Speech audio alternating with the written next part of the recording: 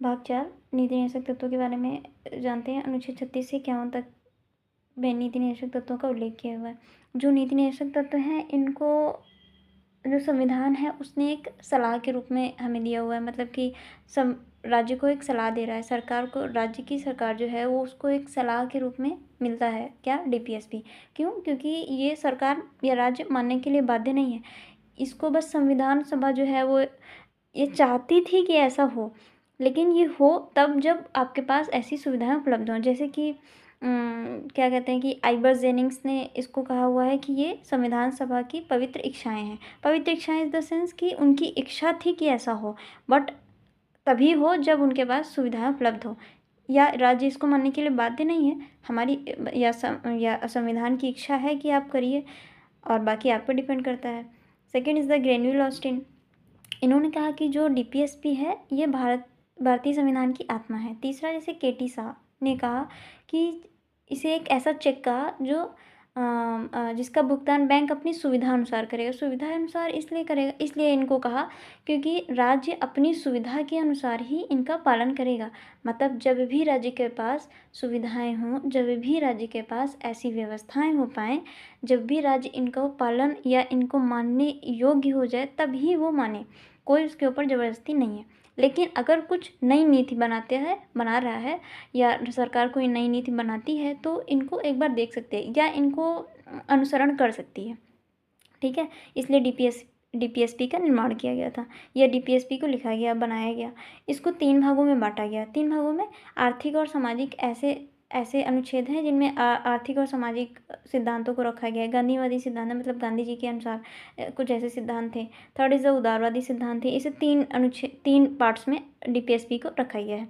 जैसे कि अनुच्छेद 36 हम स्टार्ट कर रहे हैं अनुच्छेद 36 से 51 तक में। अनुच्छेद 36 स्टार्ट कर रहे हैं, जो कि राज्य की परिभाषा देता है। राज्य की परिभाषा दे रहा है, मतलब कोई नई परिभाषा नहीं दे रहा है। वो कह रहा है कि जो अनुच्छेद 12 में राज्य की परिभाषा लिखी हुई है, सेम एज इट इज़ अनुच्छेद 36 में भी वही राज्य की परिभाषा होगी। अनुच्छेद 37 कह रहा है कि जो डीपीएसपी है वो वाद योग्य नहीं है। वाद योग्य इज़ द सेंस कि अगर राज्य इसको नहीं मान रहा है, तो आप इसके लिए सुप्रीम कोर्ट या हाई कोर्ट नहीं जा सकते। आप ये नहीं कह सकते कि हमारे अधिकारों का हनन हो रहा है। ये आपके अधिकार नहीं है। ये डीपीएसपी जो है वो राज्य को सलाह है, आपके अधिकार नहीं है। इसलिए आप इसके लिए सुप्रीम कोर्ट या हाई कोर्ट कहीं पे भी नहीं जा सकते।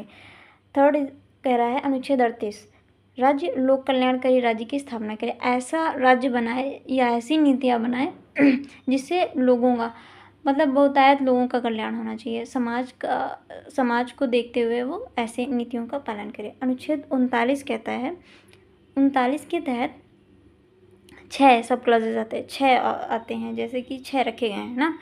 जैसे कि 39 का ए कह रहा है कि जो राज्य है वो ऐसे नियम बनाए या ऐसे नौकरियां दे जिसमें स्त्री और पुरुष को समान अवसर हों, मतलब अवसर प्रदान करे लेकिन समान, स्त्री और पुरुष के लिए समान।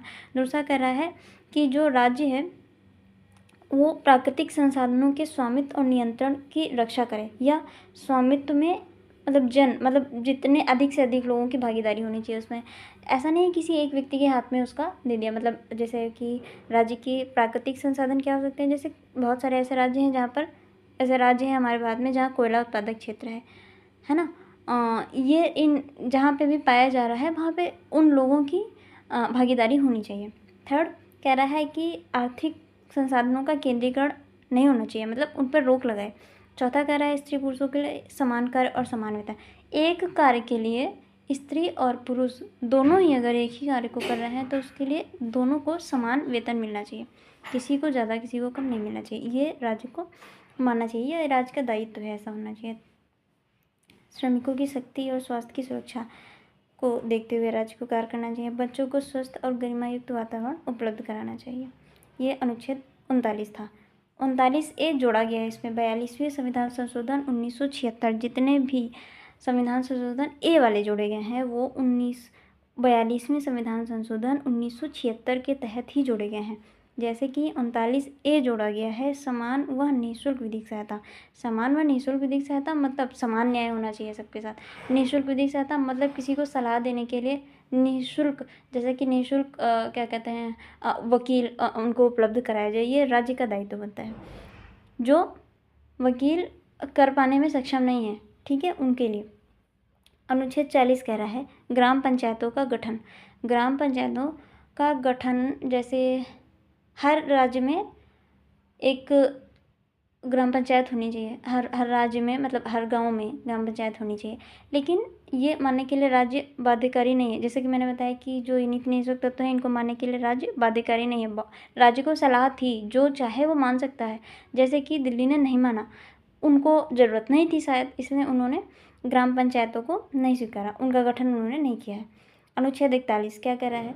बेगार, बेरोजगार और जो बूढ़े हैं, जो विकलांग हैं, ऐसे व्यक्ति जो बीमार हैं, कार्य नहीं कर सकते हैं, उनको लोक सहायता प्रदान करे, स्वास्थ्य सहायता प्रदान करे, है ना।